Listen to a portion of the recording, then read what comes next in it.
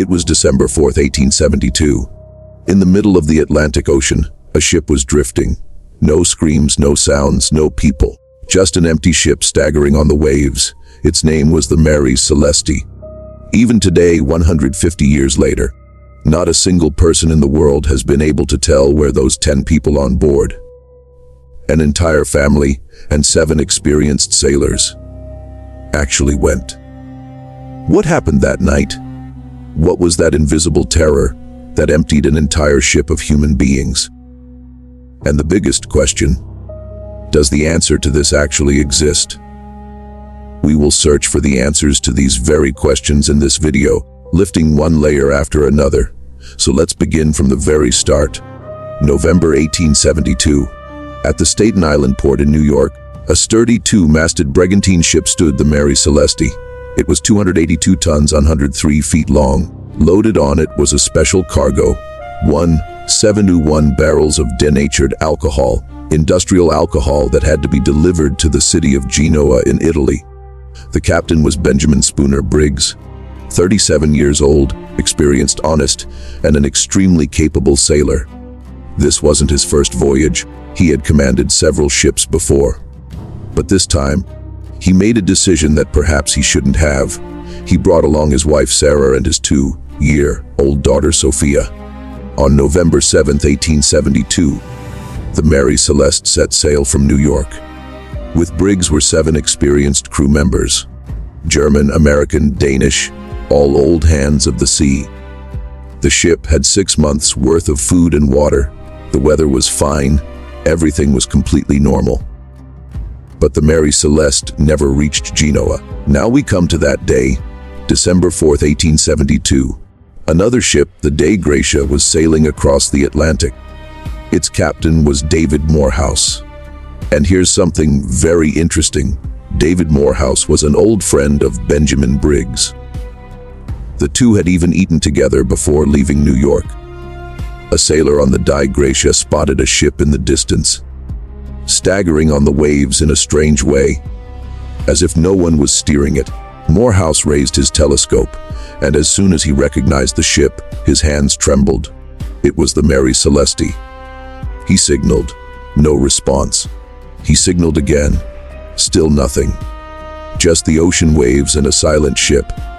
Morehouse sent 3 of his sailors to the Mary Celeste, one of whom was Oliver Deveau.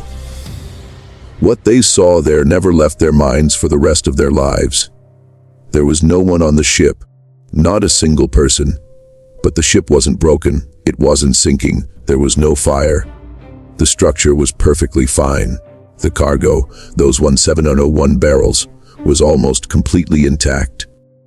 The captain's quarters, his belongings, his wife's clothes, Sophia's toys, everything was there. So where had everyone gone?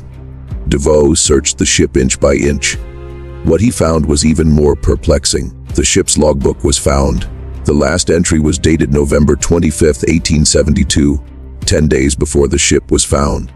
That entry stated that the ship was near Santa Maria Island in the Azores, and that everything was fine. That was it. Then nothing but emptiness. And when Deveau checked the ship's position, it was 400 miles away from Santa Maria. Meaning, for 10 days, this ship had traveled 400 miles without a single human being, alone, empty, wandering the sea. And here's another detail that will astonish you. The ship had food, it had water, it had everything. But one thing was missing: a lifeboat. That small boat in which people leave a ship. It was gone. So did everyone leave in that lifeboat? But why? The ship was fine, the sea was calm. There was no storm, no enemy. So what had frightened Benjamin Briggs? An experienced captain, so much that he thought it better to abandon a perfectly safe ship and jump into a tiny boat in the middle of the Atlantic. And if they did leave in the lifeboat, where did that lifeboat go? The sea was calm that day. The Dei Gratia was not far away. Yet neither the lifeboat nor a single trace of any person was found, as if the ocean had swallowed them. When this case reached the court in Gibraltar, where the salvage award was to be decided, Judge Frederick Solly Flood gave a shocking theory. He said this was all a conspiracy. Morehouse and Briggs were in collusion. Briggs deliberately abandoned the ship so that Morehouse could rescue it, claim the salvage money, and split it between them. But this theory didn't hold because Briggs and his entire family have never been found to this day. If it were a conspiracy, Briggs would have appeared somewhere. But he never did. Not that year, not after, never. Benjamin Briggs, his wife Sarah, his 2-year-old daughter Sophia, and 7 sailors vanished from the face of the earth as if they had never existed. So if it wasn't a conspiracy, then what was it? And this is where those theories begin. The ones that still keep historians, scientists, and mystery lovers awake at night. One of these theories is based on science. And when you hear it, you'll say, yes, this could have happened. What that theory is, what actually happened that night, and why the Mary Celeste was called a cursed ship. We will discuss all this in a moment. But before that, if you want deep dives into real mysteries and unsolved cases like this video right now and subscribe to the channel, because here we don't just tell stories. We go to the bottom of the truth. Now, let's talk about the history of that ship, because the story of the Mary Celeste did not begin in 1872. This ship had brought a strange fate with it from day one. It was first known as the Amazon, built in 1861, and on the very day it first entered the sea, its bad luck began. Its first captain, Robert McClellan, fell ill before the ship's first voyage and died within days. First voyage, first captain's death. Under the second captain, the ship struck a fishing weir and was damaged. Under the third captain, it collided with another ship, and that other ship sank. One accident after another, as if this ship invited disaster around it. Then the ship came into American hands, and its name was changed from Amazon to Mary Celeste. New name, new owner, but the fate didn't change. And in 1872, when Benjamin Briggs became its captain, some of his close friends had warned him not to go on this ship. But Briggs didn't listen. He was a rational man. He believed not in superstition, but in his own ability. And perhaps that was his biggest mistake. Now we come to the theories that experts around the world have proposed. The first and most discussed theory, the alcohol vapor theory. Remember, the ship carried 701 barrels of denatured alcohol, industrial alcohol, not for drinking, but a highly volatile chemical that quickly turns to vapor. And if that vapor accumulates in an enclosed space, it becomes explosive. When the Mary Celeste was inspected, 9 barrels were found empty. Just 9. The rest were all full. But what did those 9 barrels indicate? It meant that the cargo hold had filled with alcohol vapor. In 2006, British scientist Dr. Andrea Sella tested this theory practically. He created an environment like a ship's cargo hold, filled it with alcohol vapor, then lit a fire. And what happened was astonishing. A fire did break out, but not very intense. A flame that looks mild but creates enormous pressure. There was a loud explosion-like sound, and then the fire went out. No signs, no burning. Imagine if the same thing happened in the Mary Celeste's cargo hold. A loud explosion, no fire, no damage, but an explosion that would convince every person on deck that the ship was about to blow up. Briggs was an experienced captain, but he was unfamiliar with this kind of chemical explosion. He would have thought, the ship is in danger, and made an instant decision, get into the lifeboat. That was the moment. They got in. 10 people, a tiny boat, in the middle of the Atlantic. Their plan was to stay at a distance for a while, see what happens to the ship, then climb back. But they never made it back. And here's a detail that makes this theory even stronger. The logbook noted that the winds were strong that day. Imagine, a tiny lifeboat, strong winds, and a ship that, because of the wind, is moving fast. The distance kept growing, until a point came when the ship was so far ahead that returning became impossible. And those 10 people in that small boat, an entire family, were left alone in the middle of the Atlantic. But wait, this theory doesn't explain everything. One question still remains: if Briggs genuinely feared danger, why did he take the ship's documents with him? A captain always keeps his important papers with him, even in an emergency. Those papers were not on the Mary Celeste, meaning Briggs had taken them, which suggests that he left the ship thinking he would return, but he never did. Now the second theory, a little darker. Some historians believe that there was a fight among the Mary Celeste's crew. Most of the 7 crew members were German, and Briggs was a strict, religious American captain. Was there tension between them? A sword was found on the ship, with some marks that looked like blood. The Gibraltar court tested it, and the result was that it wasn't blood. But then what were those marks? No one knows to this day. Third theory, the waterspout theory. A tornado that rises over the sea and sucks water upward. Could a waterspout have pulled all the people off the Mary Celeste into the ocean? The problem is, if there had been a waterspout, the ship would have been damaged. Sails torn, ropes scattered. But when DeVoe inspected the ship, it was mostly intact. And then there's the theory that people discuss the most, the seaquake theory. An earthquake beneath the ocean floor. When the seabed shakes, the vibrations travel upward, and the ship feels as if it has hit a rock. Some researchers say there was seismic activity around the Azores on that day. If a seaquake hit beneath the Mary Celeste, there would have been a massive jolt. The already accumulated alcohol vapor in the cargo hold would have been released.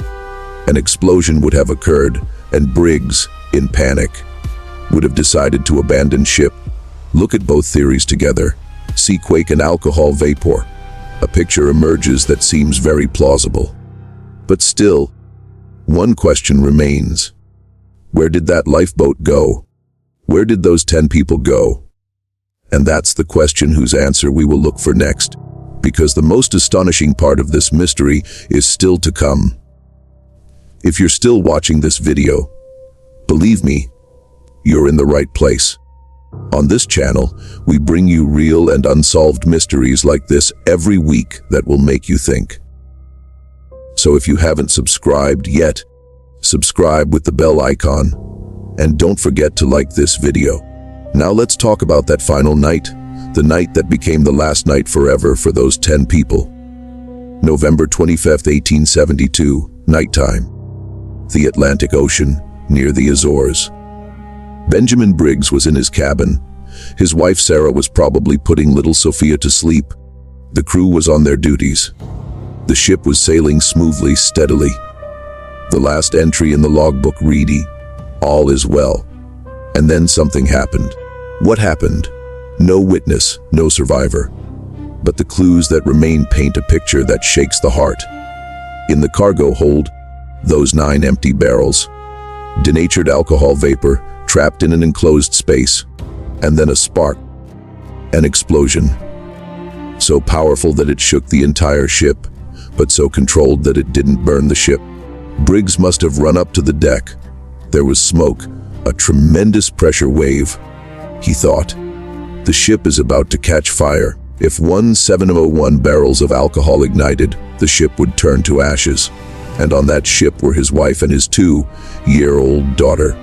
A father, a husband, a captain. He made the decision that seemed right at that moment: lower the lifeboat, get everyone out.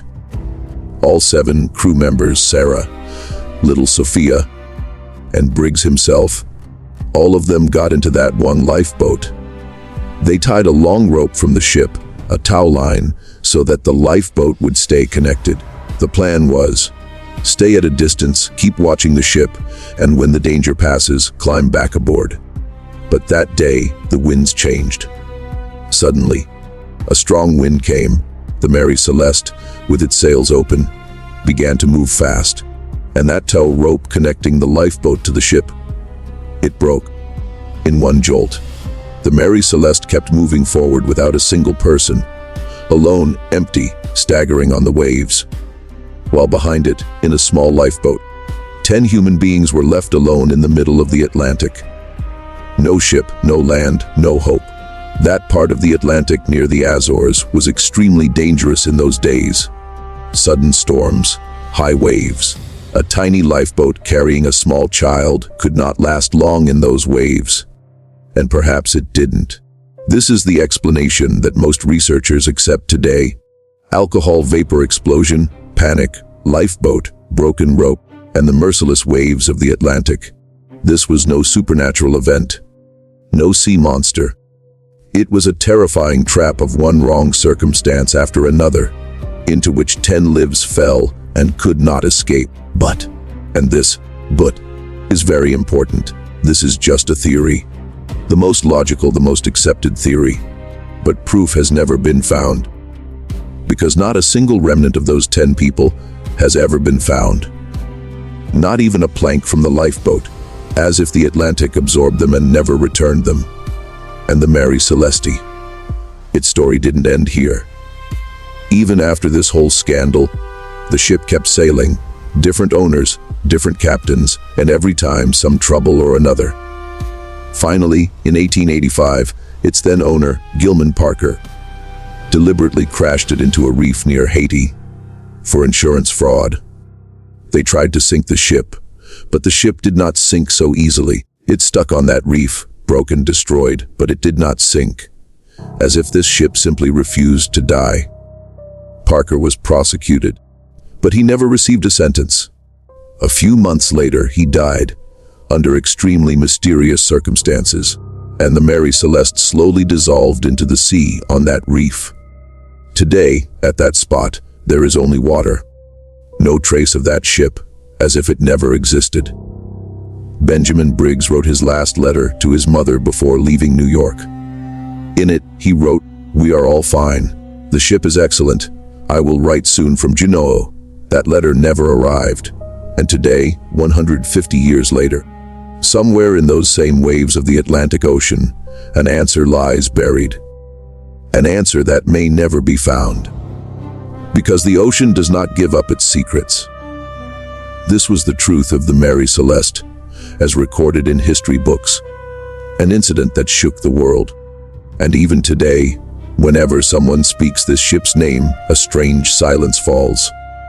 But friends, the universe is full of such mysteries. In our next video, we are bringing a mystery even more astonishing than the Mary Celeste. An incident that happened not just at sea, but stunned scientists all over the world, and to which no one has yet found an answer. That video is coming. If you miss it, you will remain forever unaware of one mystery you really should know. So subscribe to our channel right now, press the bell icon, and if you like the story of the Mary Celeste, like this video and share it with your friends who are interested in mysteries, because some questions are not solved alone. Even today, somewhere in those waves of the Atlantic, the Mary Celeste is still demanding its answer. But perhaps, some mysteries are meant to remain mysteries.